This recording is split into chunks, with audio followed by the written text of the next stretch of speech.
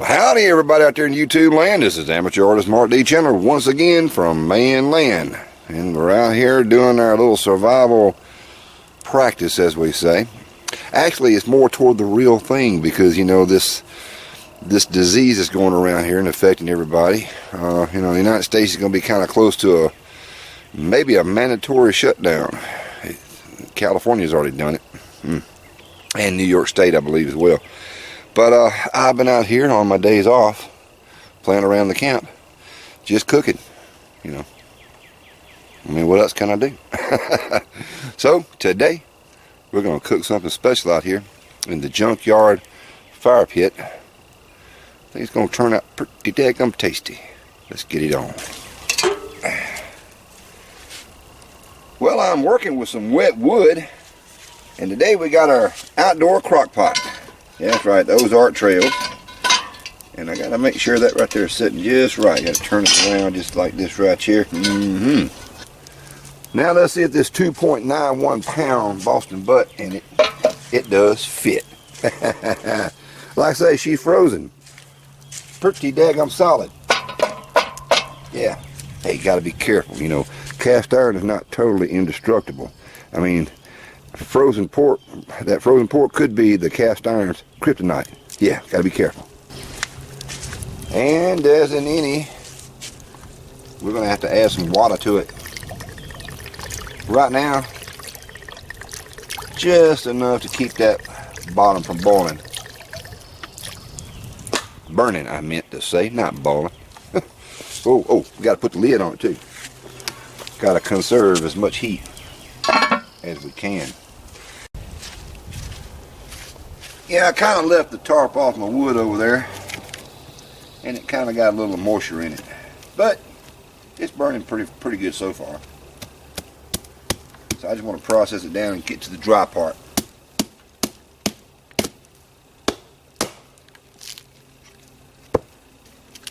Size is about like that right there. Yeah, that kind of worked. Now there's your little tip. You got damp wood, take advantage of the fire while you got it. Go ahead and cook your wood. Now there's something I want to state about my method of cooking, especially when it comes to cooking in the great outdoors using natural wood and such. It's kind of like grilling in a way, but I'm working with wet wood, or wood that has moisture in it. And it's kind of the reverse of grilling when it comes to the mentality of most people that grill. A lot of times they'll actually take their wood and soak it in water with the purpose of causing it to steam and not burn up so fast, to give that extra flavor. So what I'm doing is pretty much the same thing. Nature has already taken care of that for me in my particular instance. And another thing is the fact that I like to cook low and slow. That's my favorite way of cooking, because watching the fire in the outdoors, or in this case in my own backyard, is kind of like watching a television set. I'm actually being entertained. 3, 4, 5 hours worth of cooking, and at the end I finally get to eat my television's results. I actually get something out of this. Now most folks, like the folks over there in the house, they're like, well, when you cook it takes forever. Like, we're hungry now. And I tell them, make you a sandwich. I'm gonna eat the real deal. Well, this is pretty much the intermediate part here. I'm gonna take a look at that there pork. I'd say that roast right there is looking mighty daggum good. I want to make sure it's done enough. And I don't like normally slicing into my roast, but if you can tell that it's tender enough, and in the center it is slightly still pink. If I can get that up to where you can see it. Maybe you can see that. Slightly still pink in the middle. That means that roast is technically done, but needs to go a little bit further. So this is the stage that I want to add my veggies. Alright, veggies, this is a small medium yellow onion. If you see any specks in there, that's because I got a little seasonings on them. Just a tiny bit. That's a medium onion cut in half, and then the 2 halves cut into 8ths. And that's the way I like mine. And I'm going to kind of sprinkle them around, some on top, down in there. And this is the only fresh ingredient that is actual fresh produce, because here in this virus situation we got going on, you can't find fresh produce hardly anymore. I mean, it's very rare. So I've got to rely on my canned goods. And nope, I didn't buy all the ingredients that go into it normally, like carrots and such. So I'm going to have to use what I got. But before I add those, I'm going to let this render down. This onion needs to cook a little bit. Let them get good and sweated and help add that little extra flavor. Now, the only seasonings that I put in here so far is that Tony's Chachere's. Let me show you.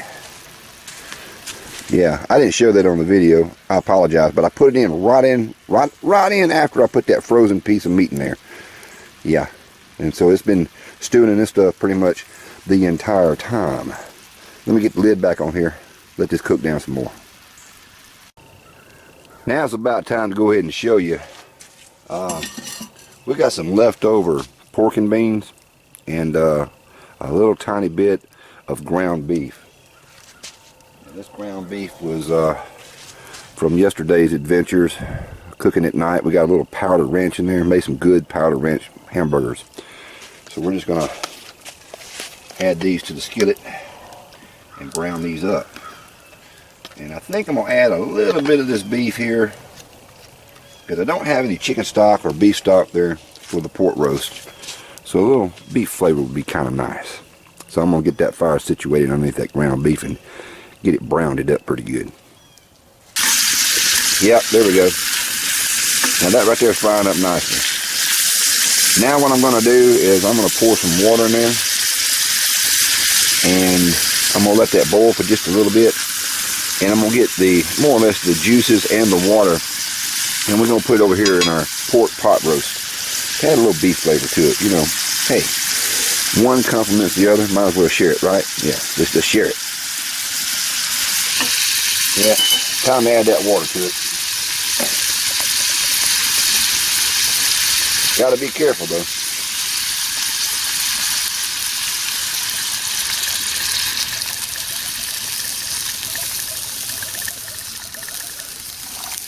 Yeah.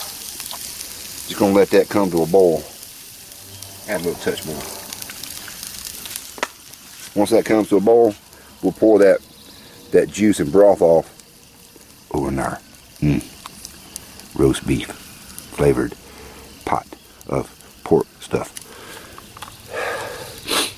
Pot roast, yeah. Something other I have been doing, I have been rotating this here roast over quite a bit. That's to help keep it moist and to cook evenly as much as possible. I don't have no baster out here, but let's say that dude is getting ready where she's ready to start falling apart. I'm gonna add the rest of the veggies here shortly. Get some of them onions on top.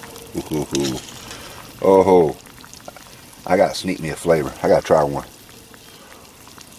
Oh man, good.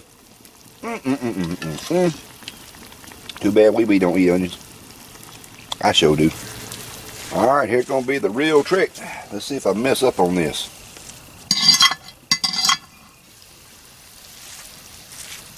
I'm gonna have to stand in front of the camera to do this, to grab it anyway.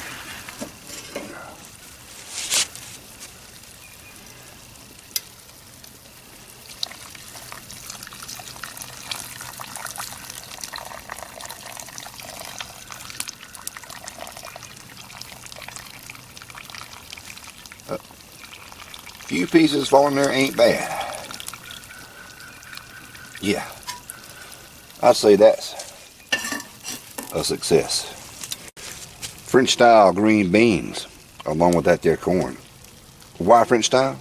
Because it's one thing that we do have, and this is kind of a fancy meal, don't you think? Cover and simmer that for a few more minutes. Gotta get that fire going again. Baked beans are nice and heated. Now I gotta add them low sodium sliced potatoes. Ooh, yeah. You can't really have a roast without taters. I know you really can't have without carrots either, but ain't got none. Remember, we living in the virus pandemic when everybody buys everything out, and this is what they leave you with. Thank you, America. At least you saved me some taters. Oh man, my Kung Fu Flu survival pot roast stew is finally done. Oh man, I can't wait to get this thing here plated up. Whoa, got to plate it up, man. Yeah, gotta eat.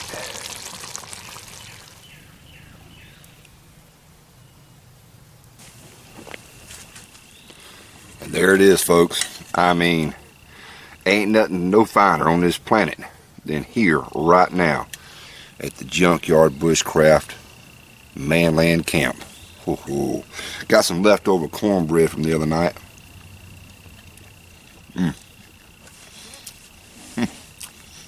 I cook a mighty good cornbread too.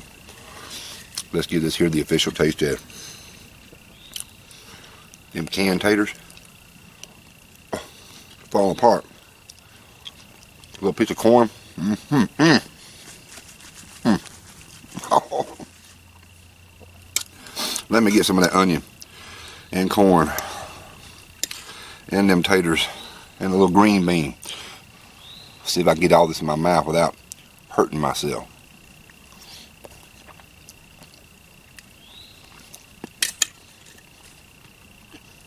I gotta crumble that cornbread up on top of this and put me some of that broth on top of it.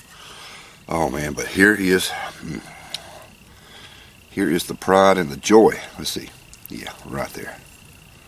Nice piece of fat there on that Boston butt on the end piece.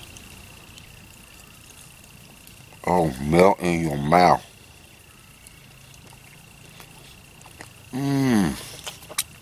That is finger looking good. So, this right here is the third cooking I've done on this particular series under this particular title, Kung Fu Flu, survival cooking using a Boston pork roast. And what can I say? It's still a lot of fun. Remember, you can stay at home as long as you got a way to cook outdoors. I ain't got no choice. I mean, I still got to go to work, but as long as it ain't raining on my days off, I won't be in the house losing my mind. Yeah, get some of that broth on that cornbread. Oh, wow, I put some of that broth on that cornbread, and that's hitting right there, boy. Whew.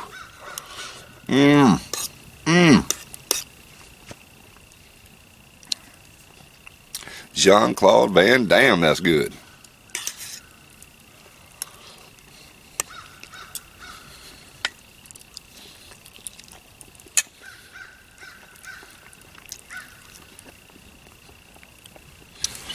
So until next time, this is Amateur Artist Mark D. Chandler once again from Manland, wishing you and y'all a very happy YouTube experience out there. And remember this, try to stay safe as you possibly can. Limit yourselves to, group gatherings, less than 10 as they recommend. I recommend even less than that. Don't go out if you don't have to. And when you go to the grocery stores, it's probably best if you go very early in the morning. There's probably going to be a line and a queue, but don't panic. You just got to get your basic stuff, right? Yeah, we just got to do regular old weekly grocery shoppings. Some people do it a month at a time. But this pandemic stuff has got everybody freaking out. So, I'm just taking it in stride. It's no biggie to me.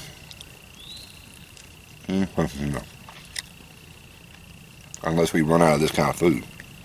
And then I have to go to the grocery store and fight them crowds.